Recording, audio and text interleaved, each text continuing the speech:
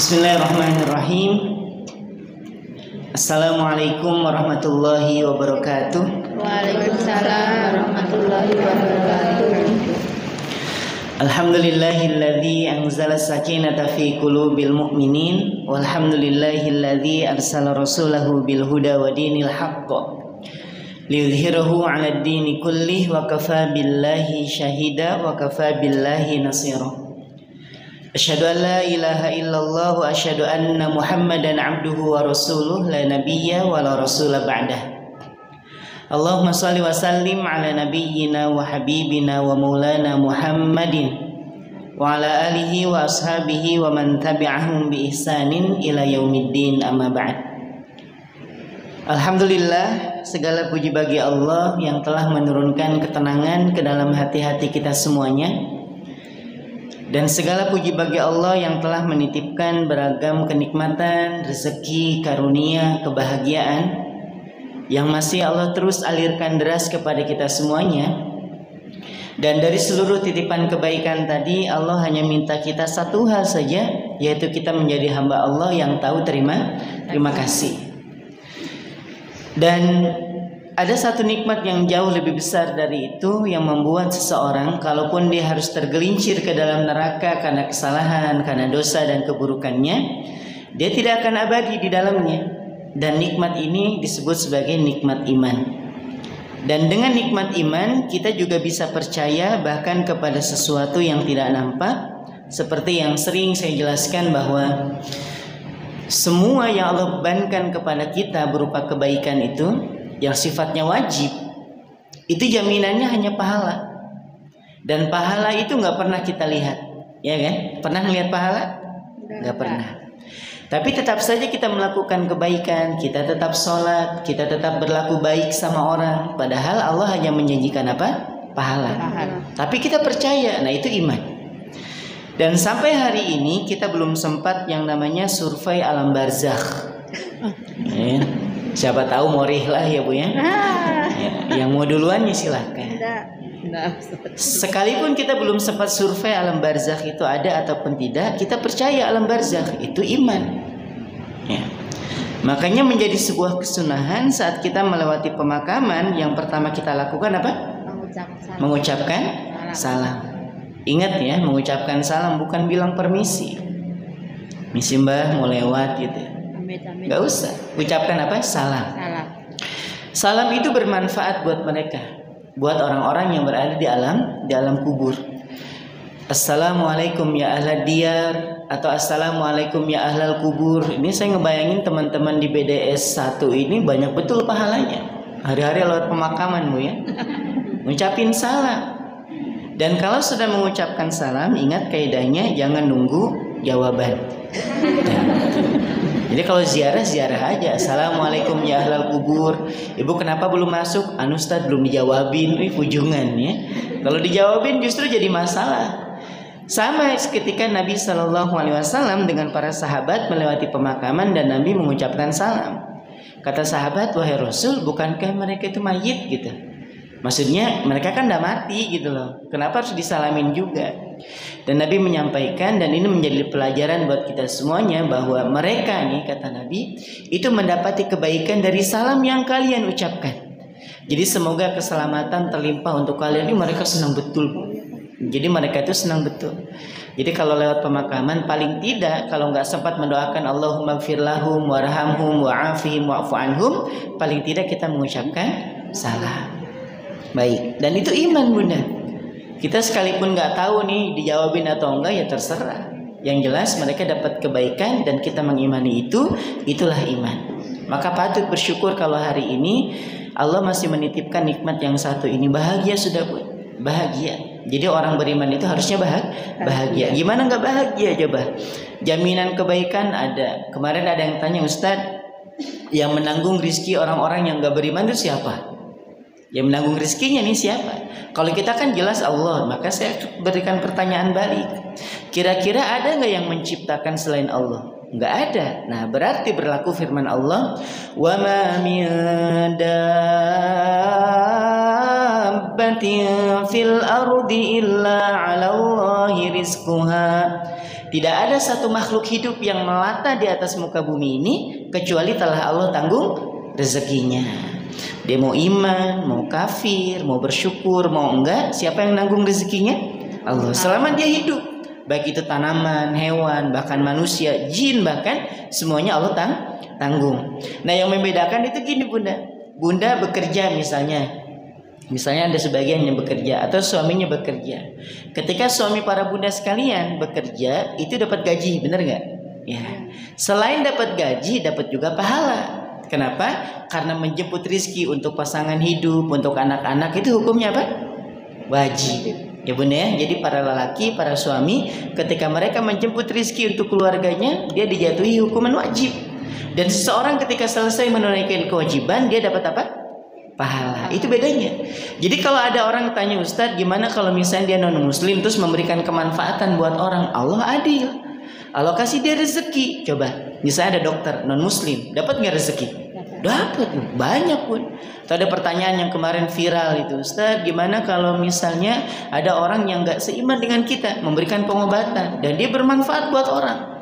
Kan ada tuh ya yang urut viral tuh Bunda ya, yang bengkok jadi lurus gitu ya. Itu gimana Ustaz? Allah itu adil. Siapapun dia, selama dia bisa memberikan kemanfaatan untuk sesama, Allah kasih rezekinya, Allah kasih balasan. Cuman bedanya orang beriman dapat pahala, yang nggak beriman nggak dapat pahala. Itu aja bedanya. Kalau masalah rezeki sudah Allah semuanya kasih Bun.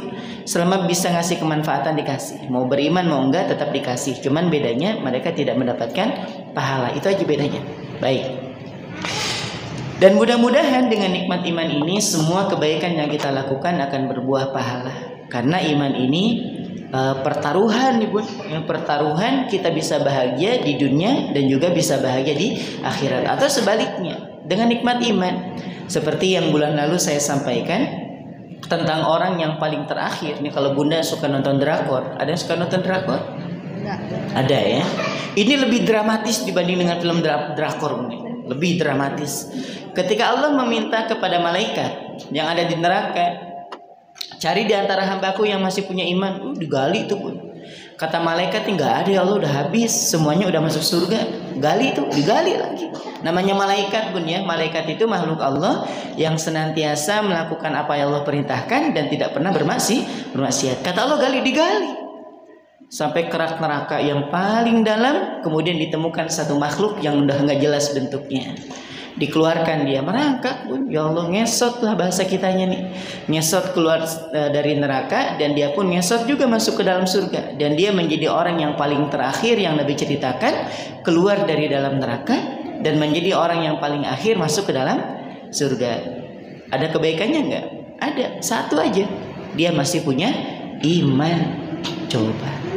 Dan ada satu lagi nih Bun, ketika berbicara tentang ampunan, nanti kita masuk lebih detail di pesan, nanti ada di hari ini kita sampaikan. Allah itu saking sayangnya sama kita, Allah menyediakan supaya kita tuh bersih dari dosa tuh 5 Bunda. 5. Ini bukan materi kita hari ini ya, ini mukadimah saja. Jadi 5 ini Allah sediakan untuk mencuci kesalahan-kesalahan kita karena Allah sayang sama kita. Jadi tujuan akhir orang yang beriman itu surga. Itu sudah sepakat kita. Atau ada yang mengekos di neraka Bun? 5 bulan mungkin? Enggak. Setahun lah ya? Enggak juga ya. Enggak ada. Kita semuanya pengen kalau doa, Masya Allah, ya Allah, masukkan hamba ke surga Firdaus. Nangis-nangis. Sholat enggak, baca Quran enggak, sedekah enggak. Ini tandai dia punya orang dalam di surga tuh kayak gitu Bun. Nah, 5 ini, 2 Allah berikan di dunia, dan 3 Allah siapkan di akhirat. Karena ada orang itu yang melampaui batas Bunda ya. Ada orang cuma sekali melakukan kesalahan, dia tobat, udah selesai Bun ya. Ada ini orang berulang-ulang melakukan kesalahan, dengan tobatnya nggak cukup gitu Bun. Nah, 2 Allah kasih di dunia, 3 nanti Allah kasih di mana? Di akhirat. 1 apa? Taubat. Pokoknya apapun masalahnya, tobat kelar sudah. Ini jalur ekspres sudah. Sebagaimana pernah dikisahkan oleh Nabi tentang umatnya Nabi Musa yang bermaksiat kepada Allah 40 tahun, seketika dia tobat, seketika Allah kabulkan. Dan itu menjadi sujud pertama dan sujud terakhir. Paham ya Bun ya? Dia 40 tahun nih banyak dosanya. Dia tobat nih, sujud nih ke Allah. Itu menjadi sujud pertama dan sujud terakhir. Wafat setelah itu. Apakah Allah bilang kemana aja kamu po 40 tahun gitu ya? Enggak. Kenapa? Kemana aja baru sekarang nih sibuk kah maksiat? Enggak juga. Allah lihat saat dia melakukan taubat, dan itu yang Allah lihat. Enggak ada tuh diungkit kemarin-kemarin kemana. Neraka dulu ya. Udah kadung 40 tahun nih banyak dosanya. Enggak. Nah itu namanya apa tahu? Taubat. Ini satu. Ternyata dengan taubat ini dosanya masih banyak nih, masih sisa. Maka ada cara yang kedua. Apa itu? Amal soleh. Amal soleh. Innal hasanat,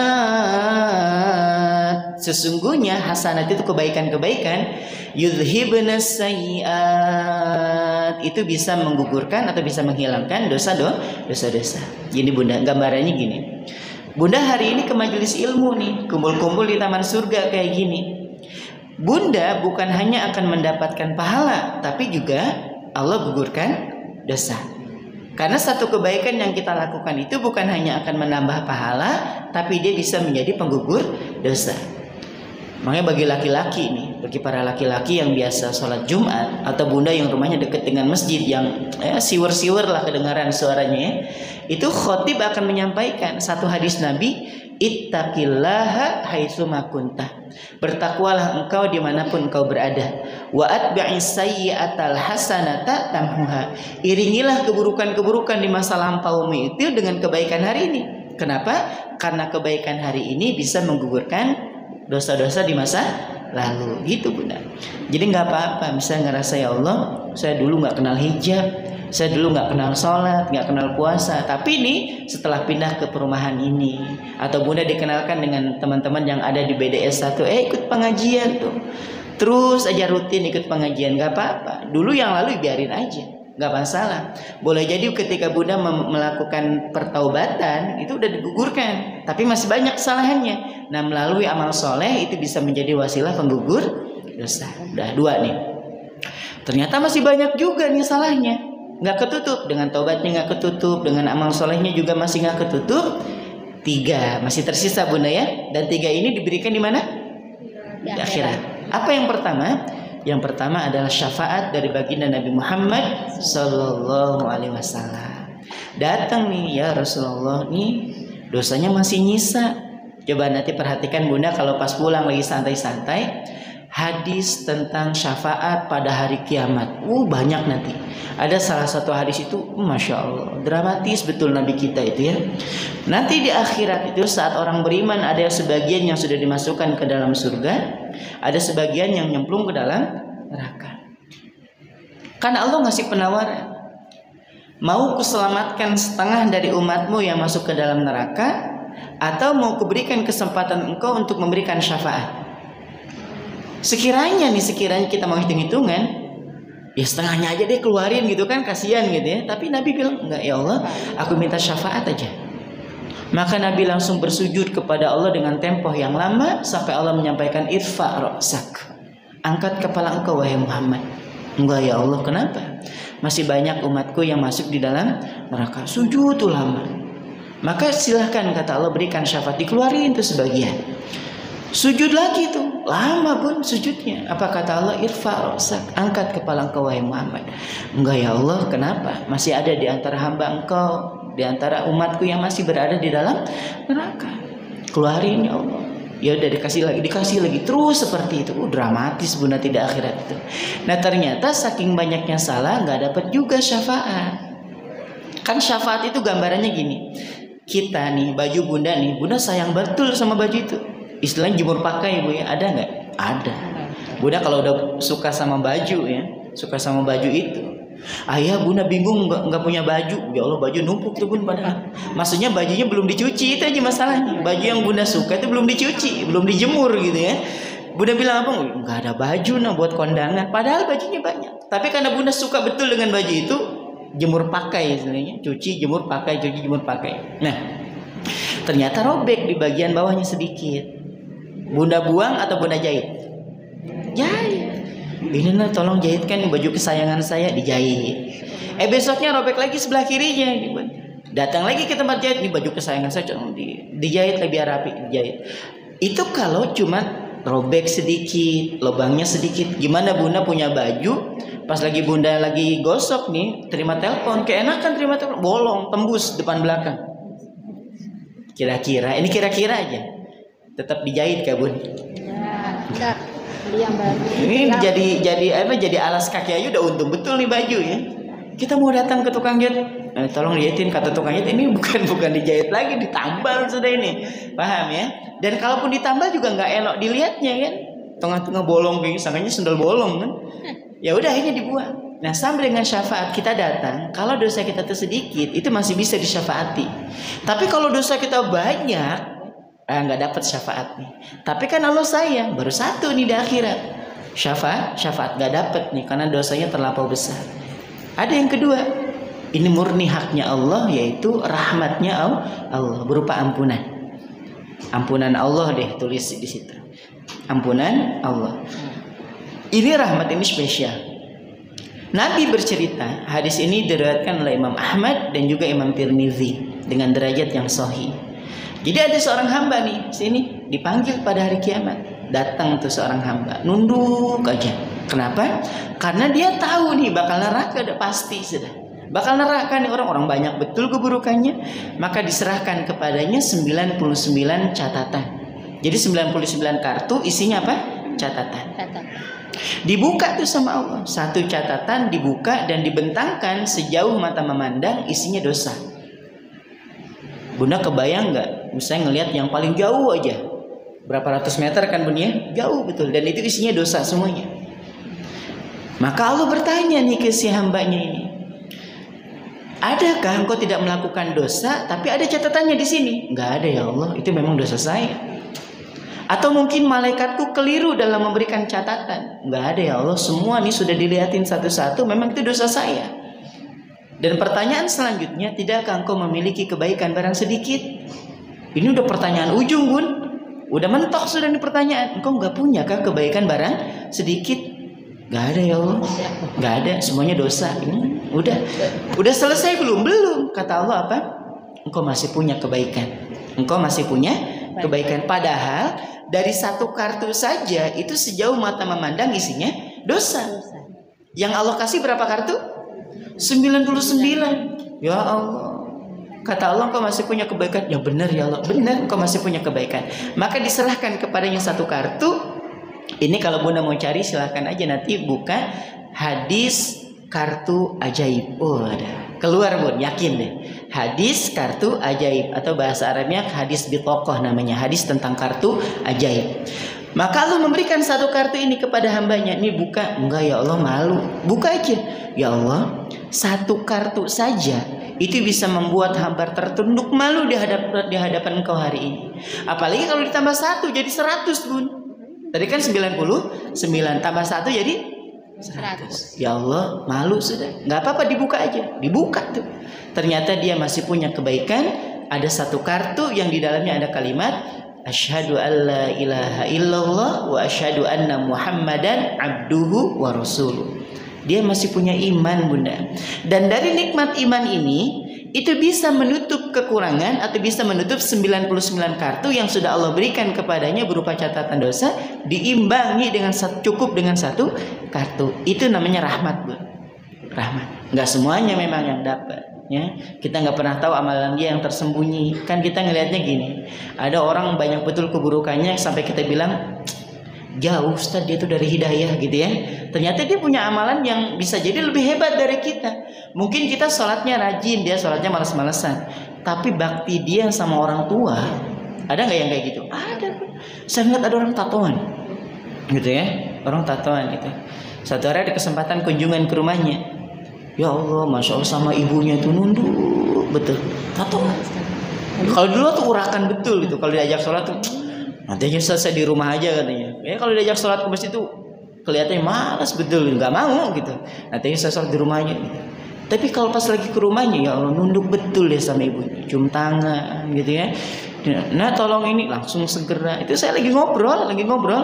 Nah bisa pergi deh Ustaz.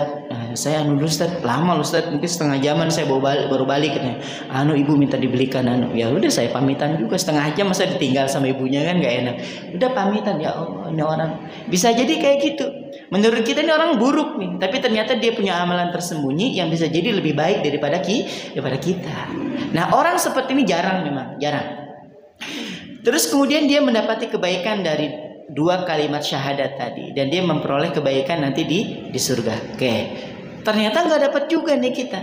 Maka ada yang kelima. Kan tadi 5 bun ya. 1 taubat, 2 amal soleh, 3 syafaat dari Nabi kita Nabi Muhammad, yang keempat rahmat dari Allah berupa ampunan tadi, yang kelima dicuci dulu di neraka. Nah ini dia. Pilih yang mana? Yang 5? Ya. Saya yang keempat aja nggak apa-apa gitu ya. Atau paling mentok-mentok di amal soleh deh ya Allah gitu ya. Tobat nggak diterima misalnya tobatnya karena memang masih banyak salahnya ya Allah. Paling nggak yang kedua dah. Apa yang kedua? Amal soleh. Nggak dapat juga ya, mudah-mudahan dapat syafaat. Yang nggak dapat juga mudah-mudahan Engkau memberikan rahmat kepada saya ya Allah nanti pada hari kiamat gitu. Nah ini sebagai mukadimah bahwa betapa Allah itu sayang betul sama orang beriman. Sayang betul. Jadi masa sih dari kelimanya nggak ada yang lolos ya, paling nggak di ujung pun ya. Di yang kelima lah tetap dapat ya, dapat surga insya Allah ya. Ya tapi jangan sampai ngekos dulu lah di neraka ya, jangan. Nah hari ini kita akan ngebahas satu tema yang berkenaan dengan 5 perkara yang mengiringi 5 perkara lainnya.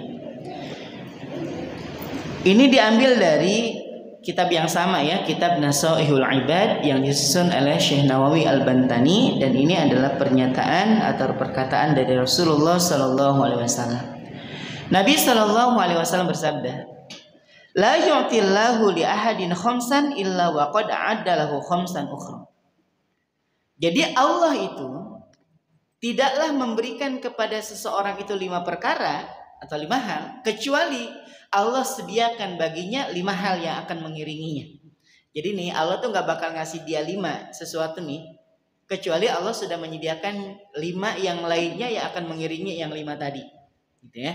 Saya ulangi. Allah tidak akan pernah memberikan yang 5 ini kepada seorang hamba, kecuali Allah sudah menyediakan 5 hal juga mengiringinya. Baik. Yang pertama kata Nabi SAW, la yu'tihi syukra illa wa qad a'adda lahu ziyadah. Tidaklah Allah memberikan rasa syukur gitu ya. Jadi tidaklah Allah memberikan rasa syukur kepada seorang hamba kecuali Allah telah menyiapkan tambahannya. Tidaklah Allah memberikan kesempatan kepada seseorang untuk bersyukur kecuali telah Allah siapkan untuknya tambahan.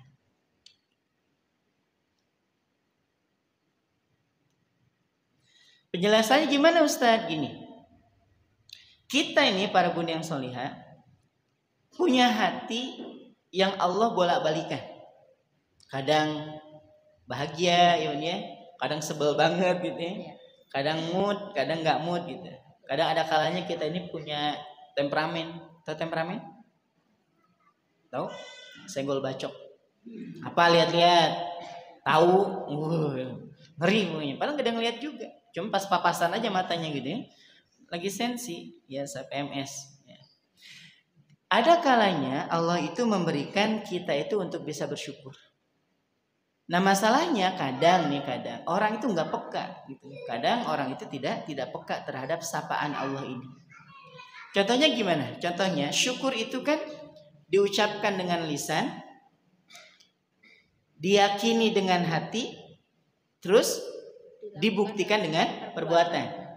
Alhamdulillah ya Allah, rezeki ini hamba yakin betul dari Engkau ya Allah. Itu lisannya udah ngomong tuh, hatinya juga udah yakin. Tapi ketika diajak amal soleh dia nggak mau. Padahal saat Allah menggerakkan hati dia untuk bisa berterima kasih atas pemberiannya, Allah sudah siapin tambahannya. Sebagaimana firman Allah yang sudah kita hafal, la in syakartum la azidannakum. Kalau kalian mau syukur aja aku tambah kata Allah. Wala in kafartum inna adzabi lasyadid. Ini ayat hafal mati itu dari mulai kecil udah hafal. Nah, ada nih satu kesempatan misalnya. Bunda dikasih rezeki sama Allah. Misalnya dapat rezeki sendal baru dari orang nih, atau dari tetangga gitu. Datang orang tuh. Bu buat ibu, masya Allah. senang banget loh dapat hadiah kayak gini, alhamdulillah. Ya Allah, yakin ya Allah ini dari engkau. Bagus banget tuh, lisannya udah oke, hatinya udah oke. Datang lagi saudaranya, loh Bu, beli sendal baru kah? Bagusnya sendalnya. Udah mulai gak enak perasaan nih, gak enak ini. Jangan-jangan mau diincar ini, gak enak udah perasaan nih. Kenapa? Suka banget loh Bu, saya lama loh Bu nyari sendal yang kayak gini. Udah makin gak nyaman kan hati ini kan, udah gak nyaman nih, udah mulai kayaknya alamat dibungkus ini, alamat sudah ini. Beli di mana sih Bu? Wah udah mulai tegang kan, udah mulai beli di mana. Kita kadang husnuzon kita, bukan seuzon, husnuzon kita bilang aja mau kan gitu ya. Tapi kan kita secara halus gitu ya, nolak-nolak gitu. Sampai dia bilang beli di mana Bu? Bagus banget loh Bu. Ukurannya dia coba dong, ya Allah pas banget. Alamat sudah kan? Nah, kalau sudah dicoba pas banget gimana perasaan kita? Udah mulai gak nyaman nih, ya Allah ini mana baru dapet gitu ya. Mana sendalnya pas banget di dia. Dibilang nih, Bu dipakai kah? Ya Allah, belum juga kita pakai ditanya. Coba. Itu padahal saya mau tanya nih Bu. Saat orang tadi berkesempatan untuk singgah di rumah kita, sampai melihat itu barang yang belum pernah kita pakai, dan dia tertarik, kira-kira yang menggerakkan dia datang ke rumah siapa? Yang membuat dia tertarik sama sendalnya siapa? Paham ya? Ini wujud syukur kita nih sebenarnya diuji gitu. Terus kita bilang, iya sih sebenarnya loh ya, ini sendal tuh dapat dari tetangga, dia ngasih hadiah. Belum juga aku pakai sih sebenarnya, belum. Ya, cuman gimana ya? Tahu lah ya kalau belum dipakai gimana gitu ya. Panjang betul. Tapi aku suka loh. Ya sudah buat kamu aja. Buat kamu. Pakai aja, nggak apa-apa. Wah hatinya merintih, sakit betulnya. Nggak apa-apa, bawa aja, nggak apa-apa. Iya nggak apa, bungkus aja sudah, bungkus bawa aja. Mudah-mudahan berkah gitu. Itu sebenarnya Bunda, ketika Bunda mendapati kasus itu sebenarnya Allah sudah menyiapkan apa? Menyiapkan apa? Tambahan. Menyiapkan ganti yang jauh lebih baik. Cuman kadang kita nggak peka dengan masalah yang seperti ini. Ya nggak ngeh nih, ini padahal ini kode nih dari Allah gitu. Kok bisa-bisanya dia datang di saat yang tepat seperti itu gitu. Terus ada lagi yang lain. Syukur itu Bunda, syukur. Biasanya kita bisa bersyukur itu kalau rezeki itu jarang kita terima. Tapi kalau sering kita terima itu menjadi hambar. Seriusan. Contoh misalnya Bunda dibelikan emas sama suaminya yang setahun sekali. Ini Bun hadiah buat anniversary-nya kita. 5 gram emas. Ya makasih nak beb. Cium pipi kiri pipi kanan gitu ya. I love you beb gitu ya. Pokoknya beb kalau pas lagi dapat hadiah ya kayaknya. Padahal sebelumnya panggil nama tuh ya. Trisno gitu ya. Kalau dapat hadiah enggak lah. Ini Bunda ini panggil ayangnya apa? Ayang ya Bu ya. Panggil suaminya apa? Bebeb. Ayang. Hani. Pokoknya ya. Bisa dicek di HP-nya. Bunda nyimpen nama suami apa di ini? Satpam perumahan. Pokoknya ya.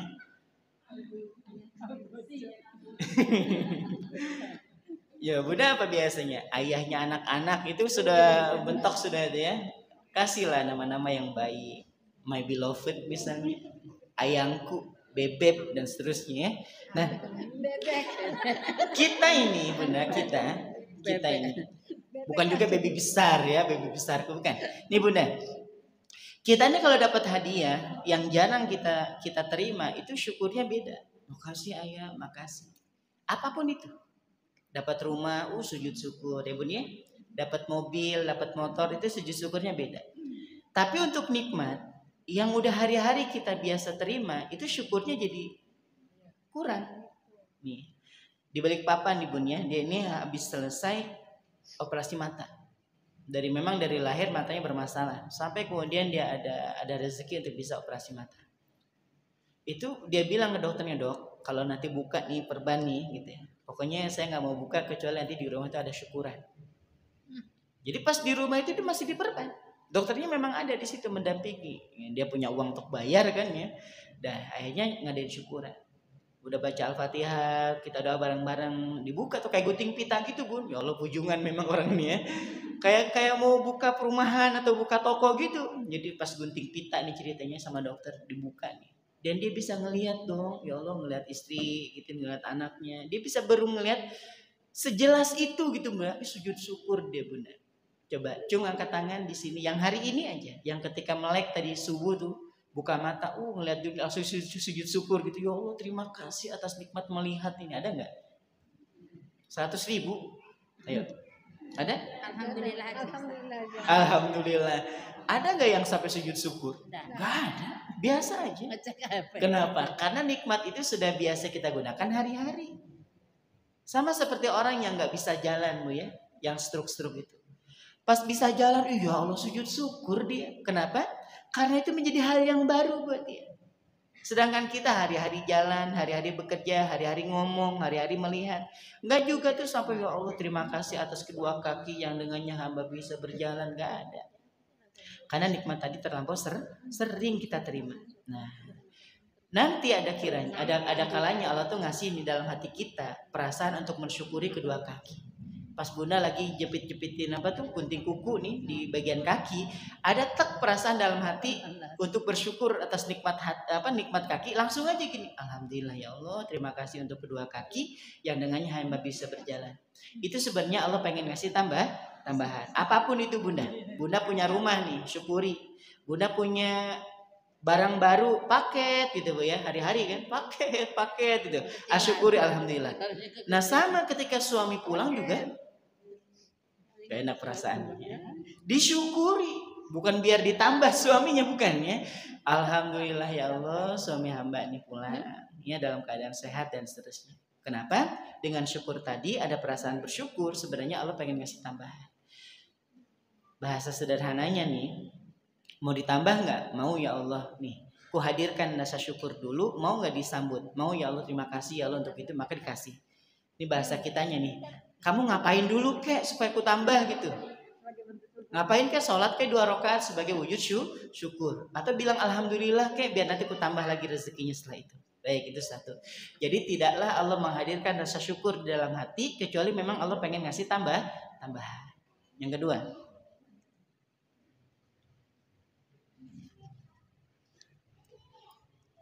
wala yu'tihi du'a illa waqad a'addalahul istijabah. Tidaklah Allah memberikan kesempatan kepada seorang hamba untuk berdoa, kesempatan berdoa ya. Tidaklah Allah memberikan kesempatan seorang hamba untuk berdoa kecuali Allah sudah apa? Kecuali Allah sudah menyediakan pengabulan doanya.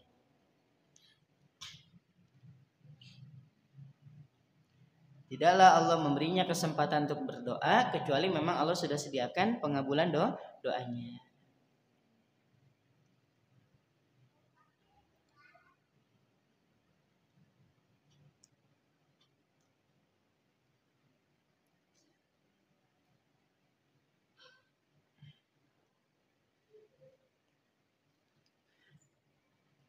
Yang kedua ini para bunda yang solihah, kesempatan untuk bisa berdoa itu, tahu doa? Apa doa? Meminta. Bahasa Arabnya itu da'a yad'u du'aan. Memanggil. Namanya memanggil. Memanggil dengan memerintah itu beda. Jadi berdoa dengan memerintah itu beda. Apa bedanya? Gini. Al-amru perintah itu thalabul fi'li minal a'la ilal adna. Jadi perintah itu perintah untuk melakukan sesuatu dari yang kedudukannya lebih tinggi kepada kedudukan yang lebih rendah. Bunda misalnya memerintahkan kepada anak, pantas nggak? Pantas. Bunda punya khodimat, bukan bermaksud merendahkan khodimat ya, bukan. Maksudnya asisten rumah tangga. Bunda memerintahkan kepada asisten rumah tangganya untuk memasak, pantas nggak? Pantas. Karena Bunda memang di situ yang Allah titipi rezeki, yang menjadi wasilah rezekinya khodimatnya Bunda, gitu ya, pantas. Bunda punya karyawan, terus Bunda nyuruh karyawannya, pantas nggak? Pantas, karena memang Bunda di atas, paham ya? Itu namanya perintah. Nah, sedangkan saat kita berdoa kepada Allah itu bukan sedang memerintah Allah, kita sedang berdoa. Kita sedang meminta. Apa itu doa? Doa itu adalah tolabul fi'li minal adna ilal a'la. Permintaan sesuatu dari yang kedudukannya rendah kepada yang kedudukannya lebih tinggi. Nah, itu namanya doa. Jadi doa itu adabnya berarti kita merendah, bukan meninggi. Kalau meninggi kita atasan. Nah, sedangkan dalam posisi doa itu kita yang sedang meminta. Jadi talabus syai, meminta segala sesuatu dari yang punya kedudukan rendah kepada kedudukan yang lebih tinggi. Kenapa Nabi Shallallahu Alaihi Wasallam sampai memperingatkan kepada kita bahwa tidaklah Allah menggerakkan seseorang untuk berdoa kecuali memang Allah pengen ngasih itu pengijabahan doa. Karena ada beberapa orang yang mendudukan Allah seperti bawahan. Mendudukan Allah seperti bawahan. Dia bukan sedang meminta tapi sedang memerintah. Ada enggak? Ada tuh. Ya Allah, Engkau enggak dengar kah? Lama loh saya doa. Ada mungkin 5 tahun. Kenapa enggak dikabulin juga? Nah, itu memerintahkan Allah untuk mengabulkan doa namanya. Sedangkan saat berdoa itu kita beneran gini, ya Allah, Engkau yang lebih tahu mana yang baik, mana yang buruk. Engkau yang paling paham kapan saya butuh, kapan saya enggak butuh. Maka ya Allah, saya serahkan semuanya. Saya minta aja nih ya Allah. Saya pengen A, B, C, sebutin ke Allah. Masalah diterima dan tidak itu urusan siapa? Urusan Allah. Mau ngasih atau tidak itu urusan Allah. Nah, kesalahan kita kebanyakan itu menjadi pesuruh. Pesuruhnya Allah. Pokoknya Allah maunya gini nih. Gitu. Maksa jadinya. Kita nyuruh bukan minta. Nah, ini yang kebanyakan doa nggak dikabulkan. Nah, Allah itu memilih hamba-hambanya. Tak nih doa deh. Pengen doa ya Allah. Nah, doa di situ. Kenapa? Karena saat Allah menggerakkan kita untuk berdoa, sebenarnya Allah pengen ngasih kita sesuatu. Dan doa ini biasanya enggak juga, Bunda. Saya yakin di sini sehebat-hebatnya para bunda dalam berdoa. Tidak setiap saat selepas sholat doa bunda sampai 5 sampai 10 menit enggak juga kan? Enggak. Assalamualaikum warahmatullahi wabarakatuh. Assalamualaikum warahmatullahi wabarakatuh. Rabbana atina fid dunya hasanah wa fil akhirati hasanah wa qina adzabannar. Buka ya. Limpet udah jalan kan gitu. Enggak juga, jarang-jarang Bunda doa, ya Allah, anak saya dalam keadaan sulit nih ya Allah. Panjang betul. Itu biasanya temporari aja. Kalau Bunda lagi ada masalah doanya panjang. Sujudnya panjang. Tahajudnya aja sampai subuh. Bayangin. Iya benar. Karena dia mulainya sebelum azan gitu ya. Coba. Itu kalau pas lagi ada masalah. Kalau gak ada masalah biasa aja dong. Menggugurkan kewajiban. Udah gitu doanya malas-malasan. Itu doa ngeprank malaikat maut. Kata malaikat maut, ini mau dicabut belum waktunya gitu ya. Nggak dicabut kayak gini modelnya gitu ya. Doa ya doa yang benar gitu. Salawat dulu, puji Allah gitu baru doa. Nah, ada kalanya nanti Allah tuh gerakan hati kita buat berdoa. Itu jarang-jarang Bunda. Pas lagi nyetir mobil ya Bunda ya. Atau pas lagi ikut sama ayahnya jalan kemana. Kepikiran pengen berdoa nih, entah itu ngedoain buat diri sendiri, buat keluarga ataupun buat orang lain. Doa, Bu. Kenapa? Itu apa ya bahasanya itu Allah tuh ngerakin kita buat doa. Allah pengen ngasih nih. Aku tahu nih kamu pengen itu kan. Nah, dihadirkan perasaan ingin berdoa, langsung doa. Kenapa? Tidaklah perasaan itu hadir kecuali Allah yang memberikannya. Tidaklah perasaan itu hadir kecuali memang Allah pengen ngasih. Paham ya? Jadi pas lagi selesai sholatnya, Assalamualaikum warahmatullahi wabarakatuh. Assalamualaikum warahmatullahi wabarakatuh. Dalam hati itu ada perasaan pengen bisa umroh nih tahun ini. Langsung itu Bun, angkat tangan. Setelah memuji Allah, ya Allah, Engkau maha baik, Engkau yang memberikan rezeki, Engkau yang memudahkan. Kalau nggak hafal Asmaul Husnanya, pakai bahasa Indonesia aja nggak apa-apa. Ya Allah, Engkau yang memudahkan, Engkau yang melembutkan, dan seterusnya. Setelah itu bersalawat kepada Nabi. Allahumma sholli ala Sayyidina Muhammad wa ala ali Sayyidina Muhammad. Nah, setelah itu baru masuk, ya Allah. Kok kayak perasaan pengen umroh tahun ini ya Allah. Engkau pasti tahu ya Allah. Hamba ini pengen umroh dan perasaan ini pun dari Engkau ya Allah. Ya Allah mudahkan pengambulannya. Amin. Itu memang Allah sengaja hadirkan perasaan itu memang pengen Allah kabulkan. Jadi jangan pernah meremehkan perasaan untuk berdoa. Paham? Nah, itu yang kedua. Yang ketiga, wala yu'tihil istighfara illa wa qad 'adalahul ghufran. Tidaklah Allah memberikan kesempatan kepada seseorang untuk beristighfar kecuali memang Allah telah menyediakan ampunannya. Jadi nggak ada nih istilah seorang hamba tahu-tahu istighfar mulutnya pengen bertaubat, kecuali Allah memang sudah menyediakan ampunan untuknya.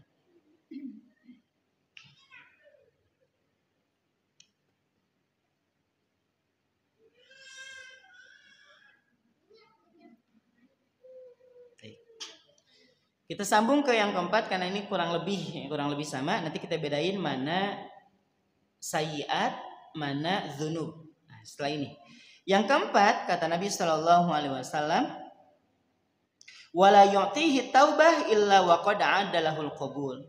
Tidaklah seorang hamba diberikan kesempatan untuk bertaubat.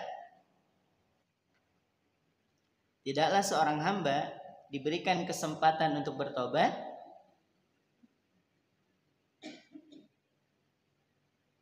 kecuali dia telah menyediakan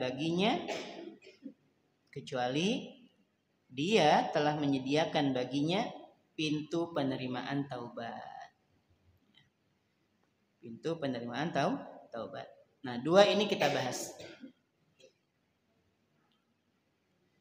Apa perbedaan dosa dengan kesalahan? Apa perbedaan dosa dengan kesalahan? Kalau doa gimana Bunda? Rabbik firli wali walidayya, Rabbana gfir lana dzunubana. Mohon ampun, Rabbik firli, ya Allah ampuni. Dzunub itu artinya dosa. Nah, sedangkan sayyiat itu kesalahan. Ada satu doa gini, wa kaffir anna sayyiatina. Jadi beda Bunda, mana dosa, mana kesalahan, itu berbeda. Kenapa Allah ketika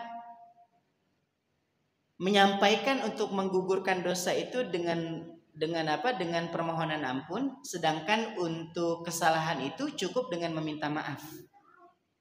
Bedanya gini. Kalau dosa itu kaitan eratnya dengan Allah. Dosa itu erat kaitannya dengan hubungan kita dengan Allah. Jadi makanya kata Nabi Shallallahu Alaihi Wasallam, lau balagut dzunubuka ananas sama. Sekiranya dosamu ditumpuk sampai ke langit. Ingat, ini apa yang ditumpuk? Dosa, bukan kesalahan ya, tapi dosa.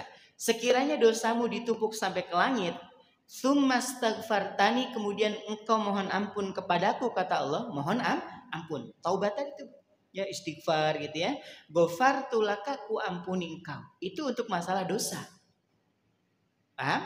Baik. Selanjutnya kata Allah nih, inna kalau ataitani bikurobil ardi khotoya. Tapi kalau kalian datang kepadaku dengan membawa sepenuh bumi kesalahan. Kalau tadi apa? Dosa, kalau ini kesalahan. Summa lakitani la tusyriku bi syai'a, kemudian kalian datang kepadaku dengan tidak menduakan aku dengan apapun. La ataituka bikurobiha magfiratan, aku akan datang kepada engkau dengan membawa ampunan sepenuh bumi, ku maafkan. Ternyata beda dosa dengan kesalahan. Kalau dosa itu erat kaitannya dengan Allah. Ini Bunda gak sholat di ceritanya. Dari mulai balik sampai menjelang wafat gak pernah sholat. Gak pernah. Sehari dikasih kesempatan hidup sama Allah, dia tobat. Ya Allah, ternyata saya salah nih. Saya sudah 50 tahun di dunia gak pernah sholat, gak pernah puasa, ngerasa itu bukan kewajiban dan seterusnya. Ya Allah, hamba sadar itu semua kesalahan saya. Wafat besoknya. Diterima gak tobatnya? Terima, karena hubungannya dengan Allah. Itu namanya dzunub, dosa. Nah, sedangkan sayyiat itu erat kaitannya dengan orang, dengan manusia. Misalnya Bunda nih, gak kerasa nih, ada satu doa dari Nabi, ya Allah, aku mohon kepadamu ampunan dan kemaafan, baik atas kesalahan yang hamba ketahui dan kesalahan yang hamba tidak ketahui. Gampang. Bunda yang biasa bawa mobil laju, yang biasa bawa motor kayak Valentino Rosida, gitu ya. Nah, ada genangan air, nyiprat, itu orang yang kecipratan mau kondangan. Ya Allah, udah apik-apik, bajunya rapi, bersih, pakai seragaman warna putih.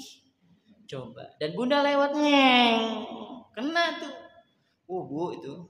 Jangankan orang Bunda aja yang udah ikut pengajian, kira-kira Yang keluar kalimat apa Bu biasanya? Ya. Kalimat doa yang baik atau laknat biasanya keluar? Ya Allah, Masya Allah, gitu ya. Mudah-mudahan husnul khotimah. Coba orang didoain husnul khotimah secepatnya, tambah lagi ya. Udah mah doanya husnul khotimah itu bagus doanya, tapi masalahnya secepatnya ini yang ngeri Bu ya tuh. Kita aja emosi, kita padahal udah ikut pengajian dan kita sudah paham betul tuh materi. Tidaklah satu yang menimpa kita kecuali telah ada catatan takdirnya. Hilang materi itu Bu, hilang. Nggak bisa diomongin Bu ya.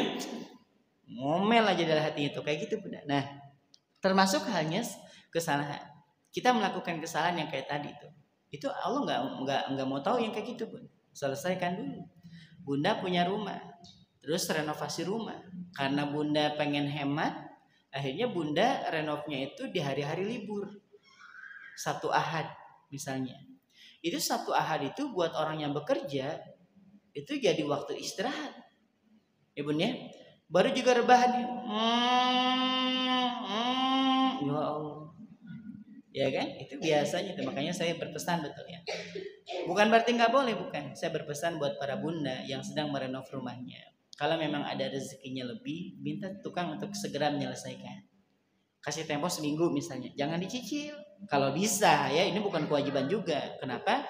Menghindari menghindari kita punya salah yang kita nggak sadar itu adalah sebuah kesalahan. Apalagi kalau kita sadar, kita nyaci maki orang depan umum, kita fitnah orang, kita ngomongin keburukan orang di depan orang lain, Allah nggak ikut campur, nggak ikut campur. Ini misalnya Bunda ngomongin keburukan si A, di akhirat si A bilang, ya Allah, si Fulan ngomongin saya tuh di dunia, padahal saya sudah tidak melakukan keburukan itu. Allah nggak jadi penengah kayak gini, udahlah dimaafin aja, itu kan saudaramu tetangga lagi sebelah. Nggak ada pun, nggak ada. Maunya apa? Tegakkan keadilan buat saya, Allah. Kata Allah apa? Ambil aja pahalanya gitu. Allah nggak ikut campur di sini. Udahlah aku maafin ya, nggak ada urusan di sini. Hubungan kita dengan manusia, Allah nggak ikut campur di sini. Paham ya? Bukan berarti Allah nggak berkuasa, bukan. Selesaikan dulu masalahnya. Kamu nyakitin orang, nyakitin perasaannya, minta maaf dulu. Mau malu mau enggak, kan saya pernah cerita waktu itu ada suami istri datang ke rumah. Curcol nih Ustadz, saya udah minta maaf loh sama saudara saya ini yang satu. Tapi gitu Ustadz, balasannya itu ngeri. Dia WA Bun. Halus bahasanya, saya baca dari awal sampai akhir nggak ada kalimat yang menyinggung. Itu semua isinya pengakuan kesalahan dia. Disampaikan ke si A nih yang lagi bermasalah ya. Balasannya apa? Dasar BABA BIB, sapi, ya. ANJING, kucing. Pokoknya kalimat kotor, dasar. Udah dikirim lagi, saya minta maaf, udah nggak bisa dibaca. Berarti diblokir kan ya? Udah. Coba bayangin. Gimana Ustaz kayak gini? Kita ini kalau punya salah sama orang, kewajiban kita apa? Minta maaf. Bukan dapat maafnya Bun. Kewajiban kita cukup diminta maaf. Bukan berarti gini nge-WA, aku sudah minta maaf loh ya. Kamu maafin nggak apa-apa, nggak juga ya nggak apa-apa. Ini ngajak ribut namanya. Bilang minta maaf, saya salah. Perkara nanti dia balasinya dengan kalimat-kalimat kotor ya terimakan. Dia sedang kecewa. Kita melakukan kesalahan sama dia, nyaci dia di depan umum, terus dia nyaci kita balik di depan umum, ya terimain. Dia juga sesakit itu waktu dia dicaci. Paham ya? Tapi kewajiban kita yang punya salah cukup minta maaf. Oke, di situ ya, paham? Jadi dua ini berbeda. Kalau urusan dosa kita sama Allah cukup dengan taubat, tapi kalau dengan manusia nggak cukup dengan taubat, cukup dengan apa? Meminta maaf. Nah yang terakhir, para bunda yang salihah, wala yu'tihi shadaqah illa waqad adalahu taqabbula. Tidaklah Allah memberikan kesempatan kepada seseorang untuk bersedekah kecuali telah Allah sediakan penerimanya. Telah Allah sediakan penerimanya. Nah, yang terakhir ini saya ingin berpesan betul buat para bunda ya.